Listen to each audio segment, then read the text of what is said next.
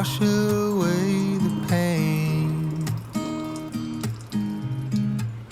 There's a new day to take away your sorrow, and the old ways get washed out by the rain.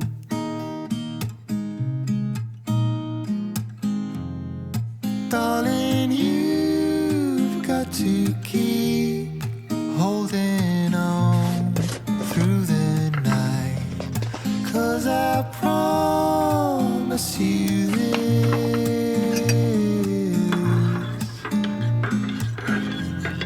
if you try to get some sleep, if you give up the fight, if only just for a bit, there's a new day to leave behind your troubles. There's a new day, and it will set you free. There's a new day to get you through your struggles. I will always think of you and me.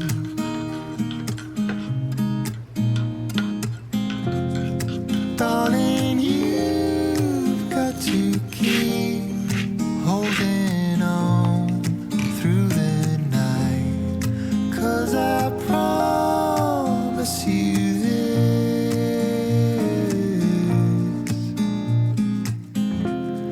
if you try to get some sleep. Hello my friends, and welcome back to my channel. My name is Tiffany and I am so excited for today's Cook With Me Foodie Friday. In today's video, we're gonna be doing a little bit of a different video. We are doing a what I eat in a day keto style.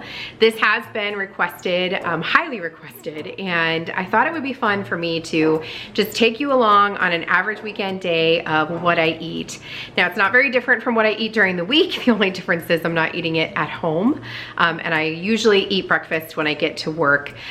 Typically some kind of just crack an egg, or I'll just have bulletproof coffee in the morning until I have snacks or something later. But I am doing this on a Sunday. We're all home, and I was hoping to just show you a little bit of what I eat in a day here on the ketogenic diet. So let's go ahead and get started.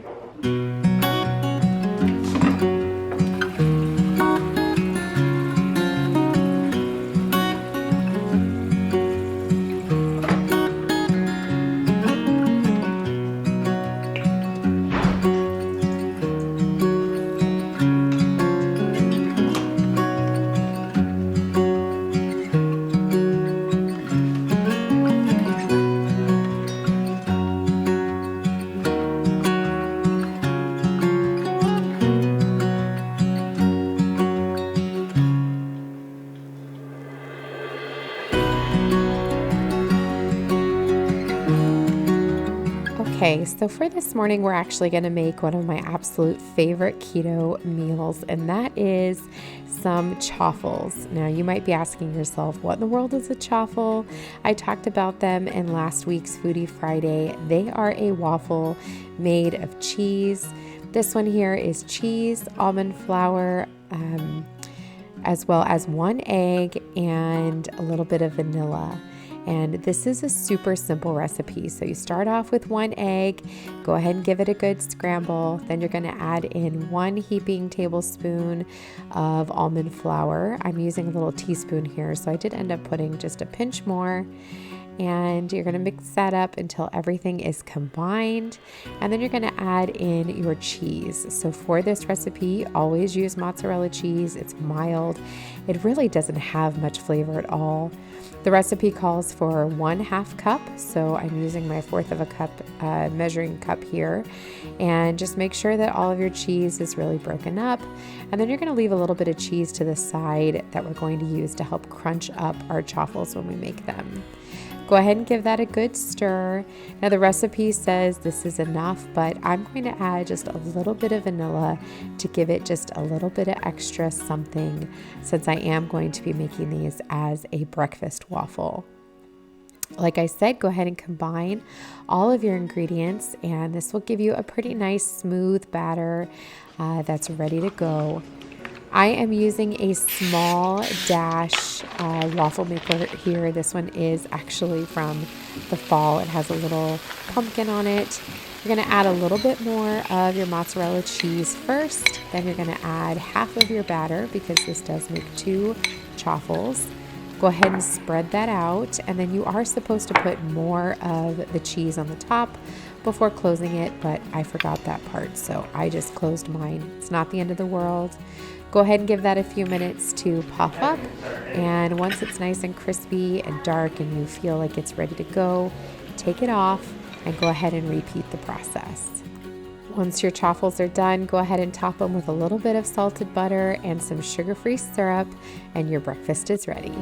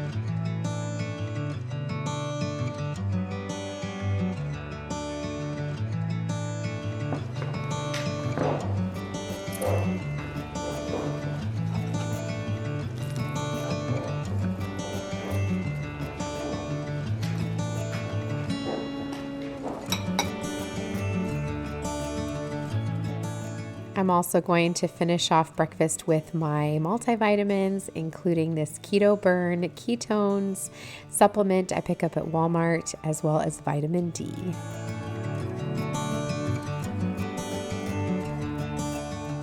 Okay, just checking in. So I had my coffee this morning. I did do full bulletproof coffee because I have noticed that I have not been getting enough fat throughout the day. So I wanted to make sure that I got enough fat today. So I had bulletproof coffee.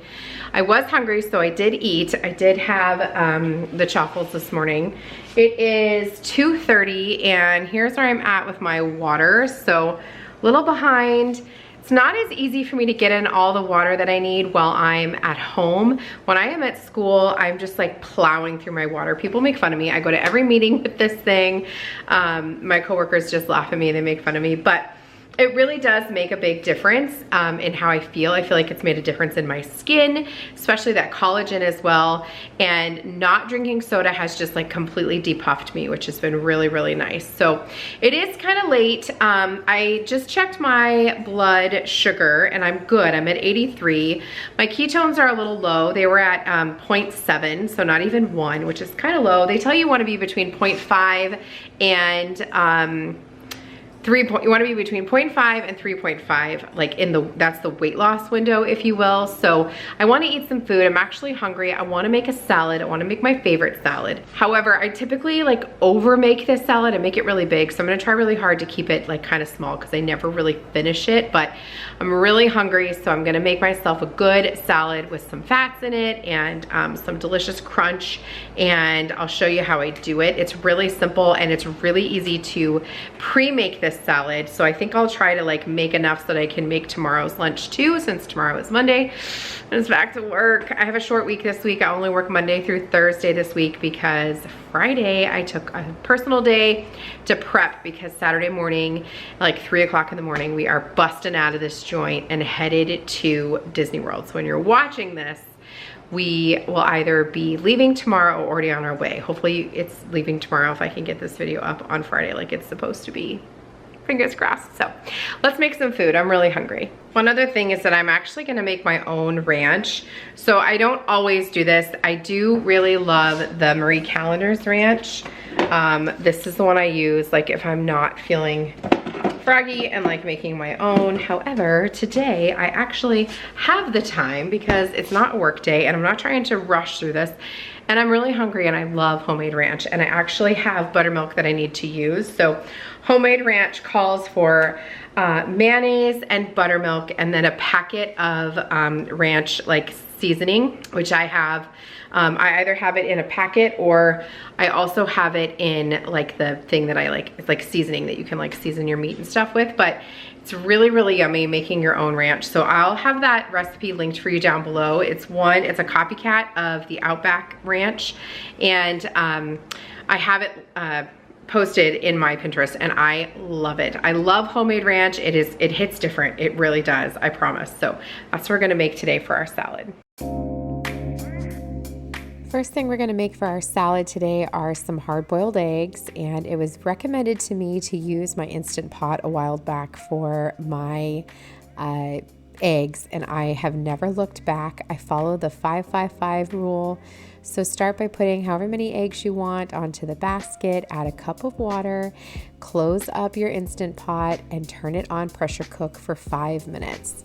When it's done, you're gonna let it sit for 5 minutes to naturally decrease and release the pressure, and then you're going to take it out and put it into some ice water for 5 minutes.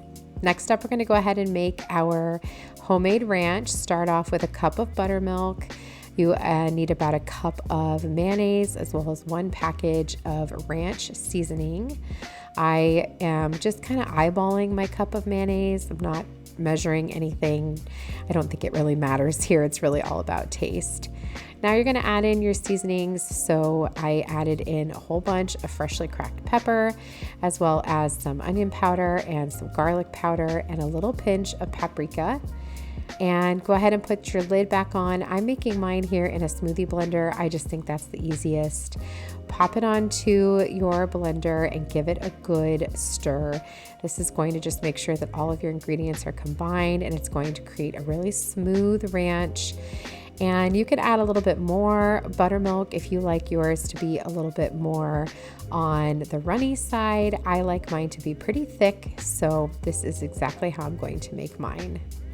Next up, I'm going to get my bacon going. I'm actually going to cook 3 pieces of bacon here in my my air fryer. I'm starting off with just an air fryer liner I pick up on Amazon. I keep them in this drawer right here so they're easy to snag. And I'm laying down my bacon in a single row here. Go ahead and close it up, put it on roast at 400 degrees for about 7 to 8 minutes. You'll want to check it in between and check it throughout just to make sure that it's not burning. But this is such an easy way to make bacon and clean it up. I just throw away that liner when it's done and we're all good to go. Next up, go ahead and prep your lettuce. I am using hearts of romaine today, so I'm just going to give this a good rough cut. I was going to say rough chop, and it kind of came out all together. So give it a rough chop, and now top it with your ranch. So here's a look at my consistency. Like I said, you could thin it out with a little more buttermilk if you wanted. Next up, go ahead and add your toppings. So I am adding 1 plum tomato. These are my favorite types of tomatoes. I think they're really delicious and sweet. So I'm just gonna give this one a rough chop. The entire tomato is going into my salad.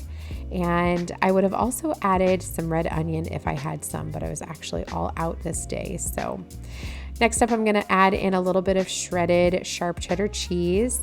This cool hand shredder here is from IKEA. It was one of my favorite finds I've ever found there. It's so convenient. And I'm using the Cabot White Vermont sharp cheddar. It's my favorite. It's so good. It's got such a nice tang to it. Now we're going to go ahead and take out our eggs. Like I said, let them sit for 5 minutes, then release the pressure, take them out and put them in ice water, a nice ice bath for 5 minutes.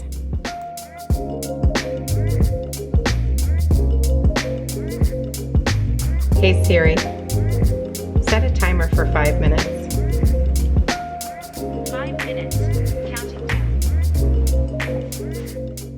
At this point, my bacon was done and ready to sit on some paper towels just to kind of soak up some of that extra fat. And I just threw away the liner and it was ready to go for the next person who wanted to use it. Kept it really, really simple and all of the fat was combined. Now we're going to go ahead and peel our eggs. This is, honest to God, the easiest way to peel your eggs. Cooking these in the Instant Pot makes them perfectly cooked and the shells just fall right off. It's like phenomenal. I have the Dash egg maker or egg cooker that I picked up at Target a couple years ago, and it just makes it so it's so hard to peel my eggs. This is so simple. So thank you to all of you who recommended using my Instant Pot. I will never go back. So I am chopping up 2 eggs and I then chop up my bacon and get that onto my salad. That last egg, my son Ryan stole. My kids love hard-boiled eggs so much. They love deviled eggs even more, but they will eat any egg in any way. So and now we're going to just add a little bit of salt and pepper to the egg and, make sure that it's nice and seasoned. And this salad is ready to go. So delicious.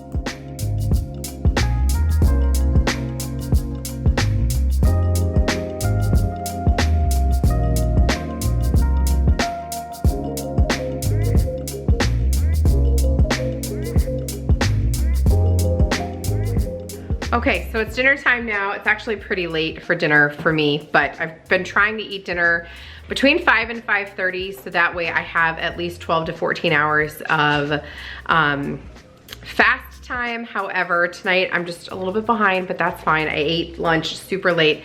To be honest with you, I'm not even hungry, but I know that I need to fuel my body. So tonight I'm gonna make some keto fajitas. They're not actually keto, they're just regular fajitas, but I'm going to eat them with just the chicken and the vegetables with some cheese, some sour cream, a little bit of fresh cilantro, fresh lime. They are absolutely amazing, and I'm gonna make extra so that I have some for work for the week because it's delicious reheated.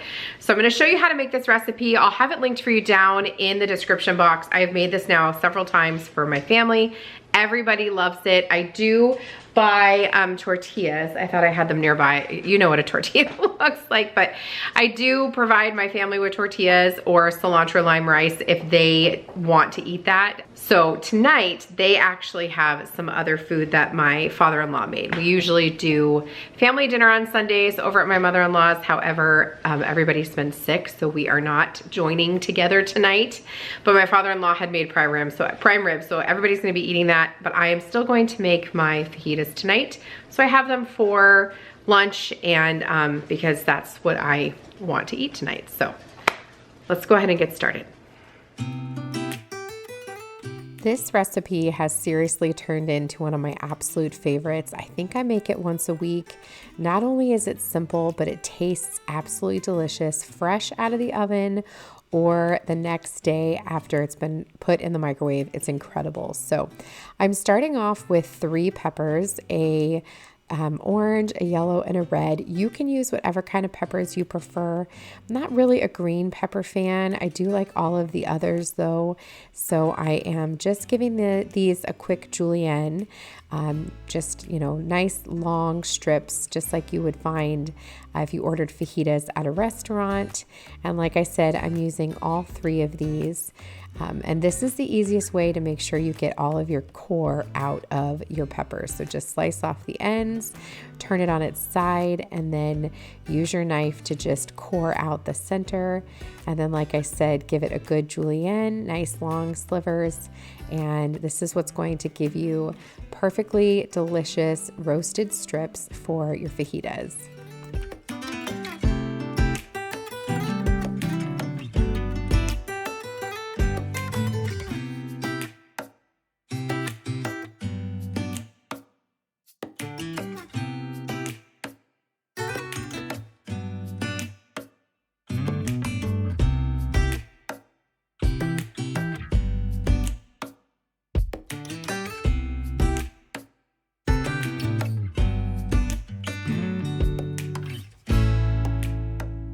Next up, we're going to work on slicing up our onion. I'm using one yellow onion. It's probably about a medium size. So give it a good peel, cut it in half, and then again, you're going to want to create some nice long strips. So cut this long ways so that you have bigger pieces. Don't dice it up. You want to be able to grab these with your fork when you're eating your fajitas.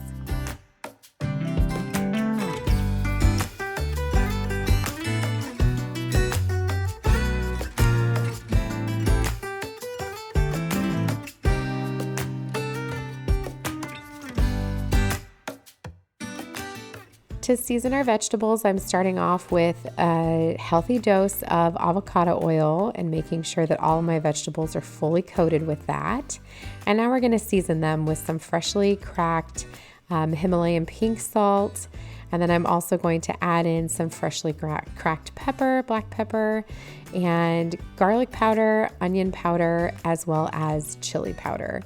This is all going to be to taste. I like mine to have a lot of good flavor, so I give them a really good dose, but it's up to you how much seasoning you want to put on yours.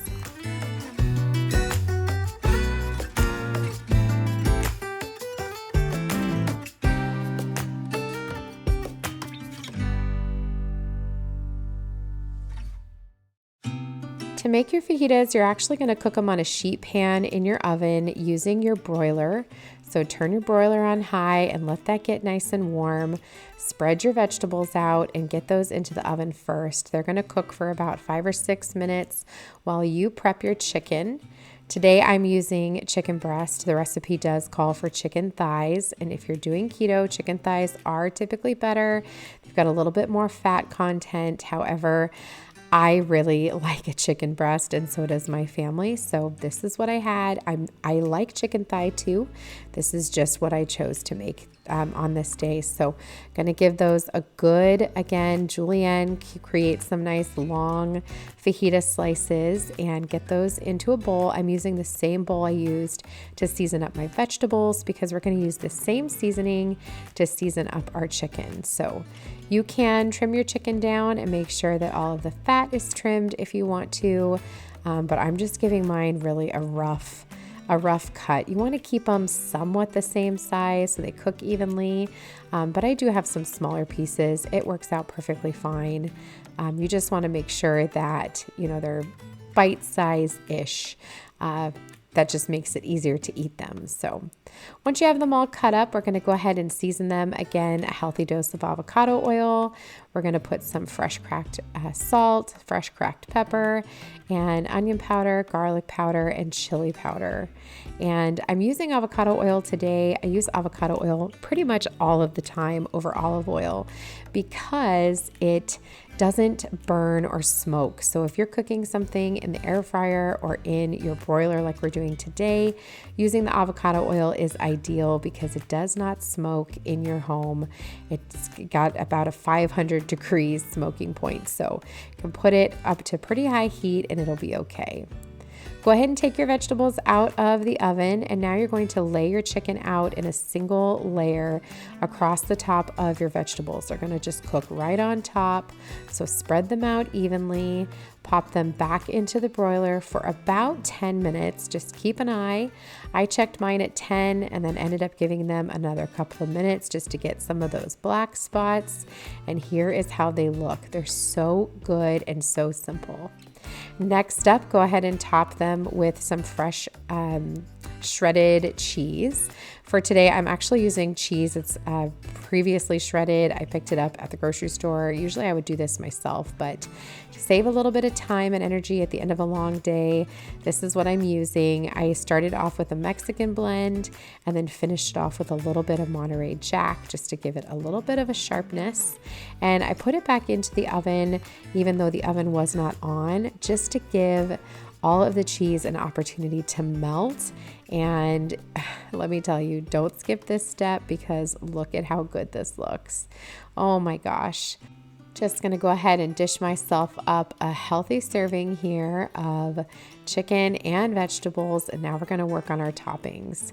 I'm starting off with some fresh cilantro. I love cilantro. This is completely up to you.